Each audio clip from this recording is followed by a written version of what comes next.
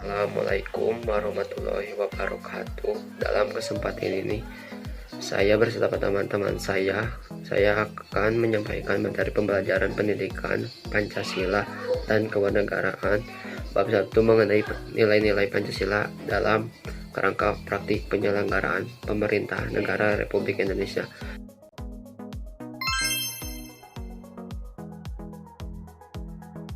Yang pertama, saya akan menjelaskan apa sih perbedaan pemerintah dengan pemerintah.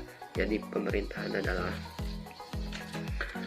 nilai-nilai Pancasila dalam rangka praktik penyelenggaraan pemerintah negara Republik Indonesia. Peserta didik mampu mengidentifikasi bagian kekuasaan dalam pemerintah negara Republik Indonesia. Setelah amandemen, peserta didik mampu mengklarifikasikan penduduk dan fungsi Kementerian Negara Republik Indonesia dan lembaga pemerintahan dan kementerian.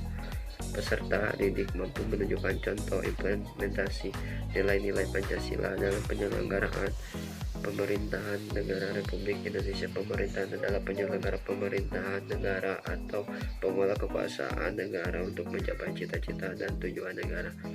Pemerintahan merupakan proses atau cara pemerintah dalam menjalankan wewenangnya di berbagai bidang. Jadi pemerintah merujuk kepada organ atau alat penyelenggara lembaga negara, sedangkan pemerintah menunjukkan pada bidang tugas atau fungsinya.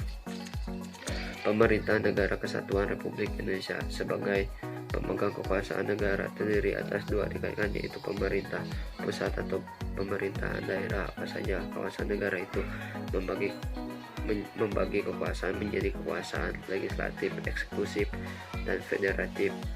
John Locke membagi kekuasaan menjadi kekuasaan legislatif, eksekutif, dan judikatif. Teori Mesuscui Trias Politica.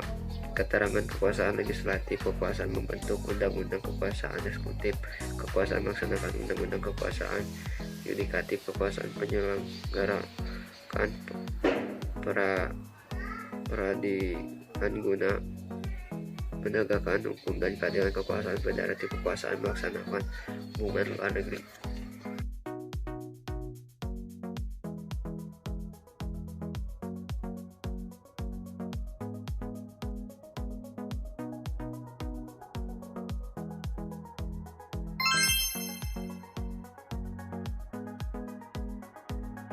Sistem pemerintahan Indonesia presidensial, di mana pendidikan presiden sangat kuat karena ia merupakan kepala negara sekaligus sebagai kepala pemerintahan.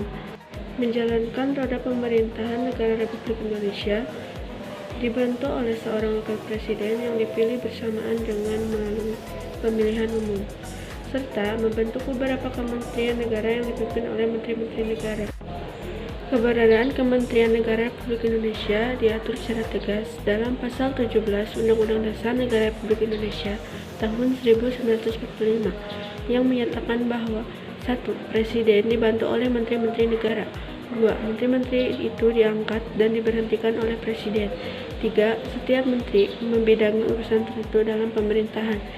4. Pembentukan, pengubahan, dan pembubaran kementerian negara diatur dalam Undang-Undang Republik Indonesia Nomor 39 Tahun 2008 tentang Kementerian Negara, Peraturan Presiden Republik Indonesia Nomor 7 Tahun 2015 tentang Organisasi Kementerian Negara. Lembaga pemerintah non-kementerian merupakan lembaga negara yang dibentuk untuk membantu Presiden dalam melaksanakan tugas pemerintah tertentu. Lembaga pemerintah non-kementerian berada di bawah Presiden dan bertanggung jawab langsung kepada Presiden melalui menteri atau pejabat setingkat menteri yang terkait. Keberadaan LPNK diatur oleh Peraturan Presiden Nomor 103 Tahun 2013 tentang kedudukan, tugas, fungsi, kewenangan, susunan organisasi, dan tata kerja lembaga pemerintah non-departemen.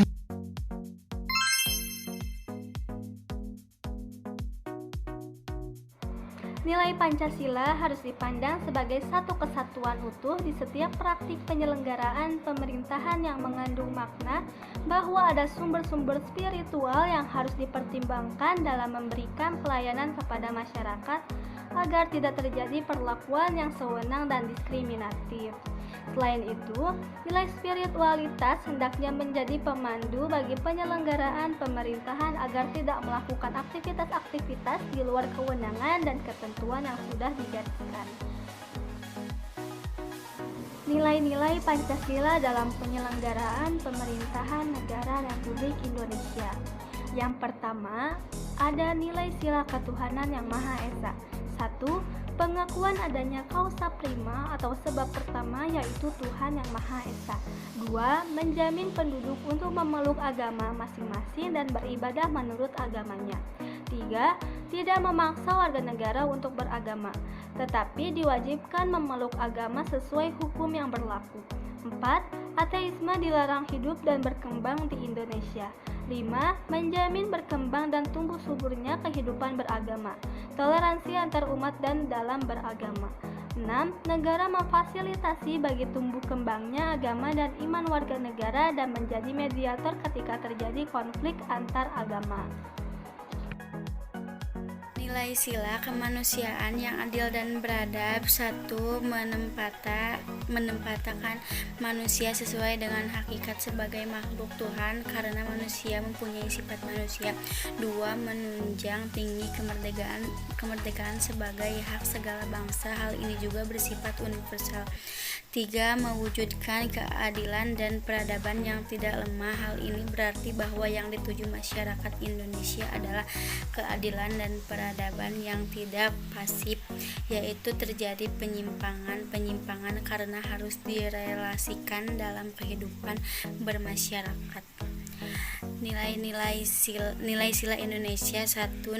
Nasionalisme. 2. Patriotisme. 3. Menggalang persatuan dan kesatuan bangsa.